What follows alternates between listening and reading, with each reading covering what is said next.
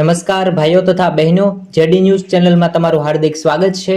ઉનાળાના સમયની અંદર ગરમીની રાહત મેળવવા માટે મોટાભાગના લોકો તડકામાં ઠંડા પીણા જેવા કે છાશ, લસ્સી, શેરડીનો રસ જેમ કે જ્યુસ, લીંબુ શરબત સહિતની ચીજ વસ્તુઓનો સહારો લેતા હોય છે। જો વધારે પડતી ગરમી શરીરને લાગી જાય તો તબિયત બગડી શકે છે।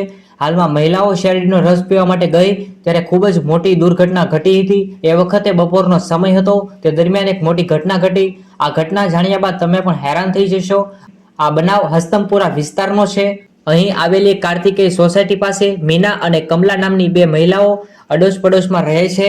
બપોરના સમયે ભોજન લીધા બાદ તેઓ હાલમાં એમ કહેવાય કે હસ્તમપુરા વિસ્તારના છે। અહીં આવેલી કાર્તિકેય સોસાયટી મીના અને કમલા નામની બે મહિલા જે છે એ વખતે અતિશય ગરમીનો અનુભવ હતો। તે લોકો બાજુમાં સોસાયટીથી થોડે દૂર શેરડીના રસવાળાની દુકાને રસ પીવા માટે આવ્યા હતા। તે દરમિયાન જ એક મોટી દુર્ઘટના ઘટી।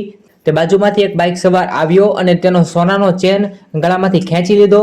ધારદાર હથિયાર વડે હાલ સોનાના ચેનને કાપવામાં આવ્યો, જેના કારણે મીનાબેન તેમજ કમલાબેનને ગળામાં પહેરેલા સોનાના ઘરેણા આંચકી ગયા, જેમાં 70,000 રૂપિયાનું સોનું લૂંટી આ લોકો ભાગી ગયા। અને જેને લઈ અને આ બંને મહિલાઓ જે છે તેને ઈજાગ્રસ્ત થઈ હતી, કારણ કે ધારદાર હથિયારનો ઉપયોગ કરવામાં આવ્યો હતો, જેના કારણે ગળામાં પણ ધારદાર હથિયારને કારણે ઈજાઓ પહોંચી હતી। તો બસ મિત્રો, આજના આ વિડીયોમાં આટલું જ। તમને વિડીયો ગમ્યો તો લાઈક કરો। ધન્યવાદ।